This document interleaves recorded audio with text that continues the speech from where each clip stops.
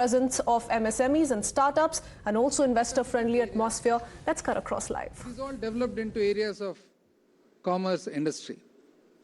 But then, if you look at a curve, it always is that the local advantages that are there, they go up the sine curve and plateau at some point of time.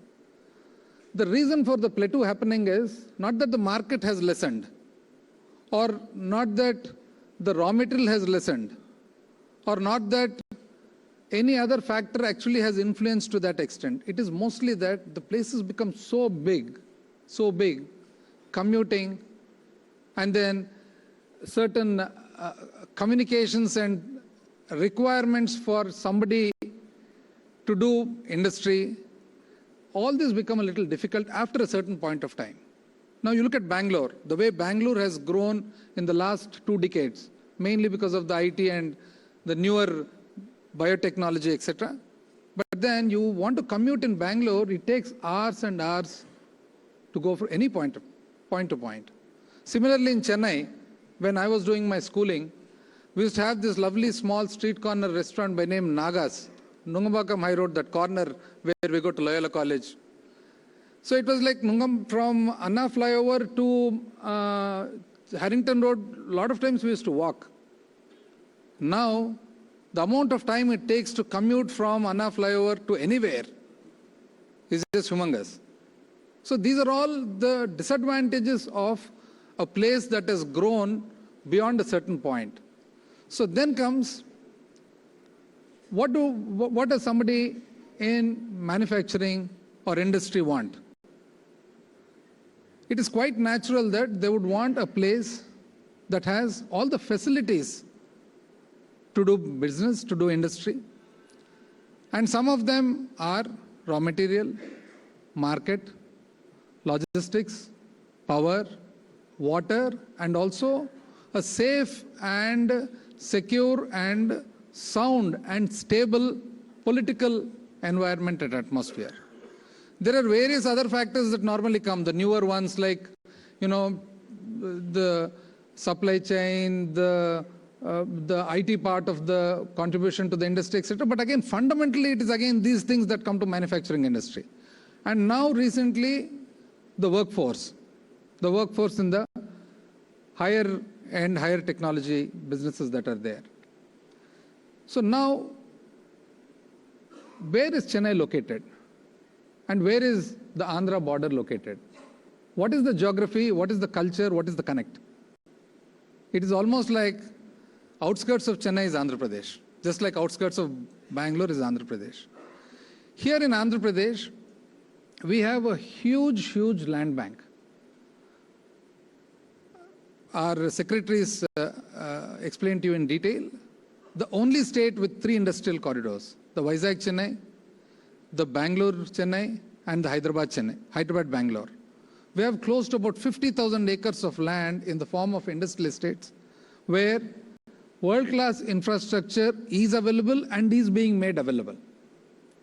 So these are all mostly in sync with NICDIT. Therefore, there is a certain specification and quality about all the infrastructure that is there.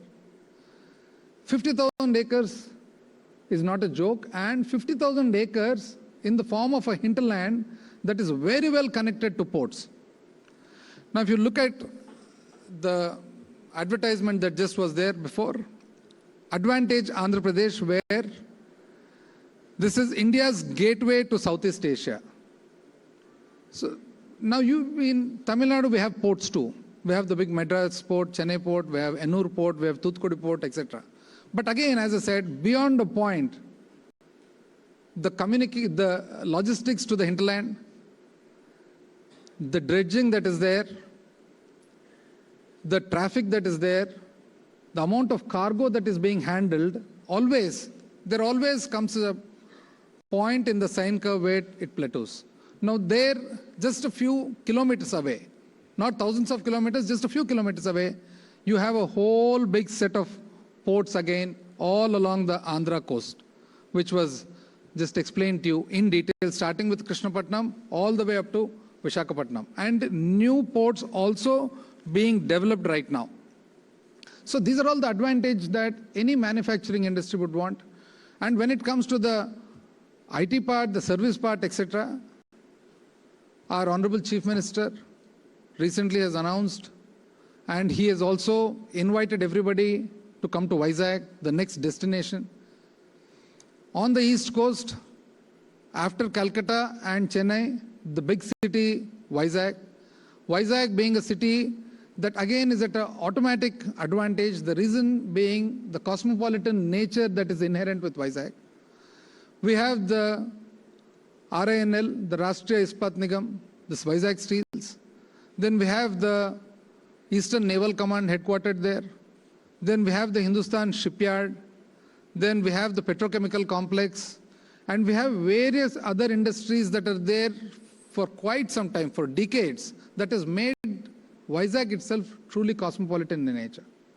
There are a few cities in the world and in the country where an outsider goes and doesn't feel that you're new to the place. Just like how you don't feel new in Delhi, you don't feel new in Bangalore, you don't feel new in Vizag too.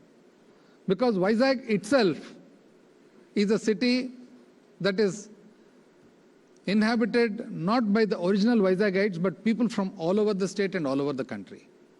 So there's a huge potential for the IT industry, for the various new generation service industries, where the youngsters of today would want a good social life, would want good social infrastructure. So Vizag is a very beautiful destination for anybody who want to do business of that nature. So here you have the manufacturing industry, you have the ports, and you have the newer generation businesses. And when you look at the recent record of Andhra Pradesh, ease of doing business, Andhra Pradesh has stood for 3 consecutive years first. That is testimony to what exactly is being provided by the government to industry. Then the large infrastructure projects that are there, which are helped by the industrial corridors that are available. Well, with that, it's time for us to head into a very quick break. News and updates continue. Stay tuned.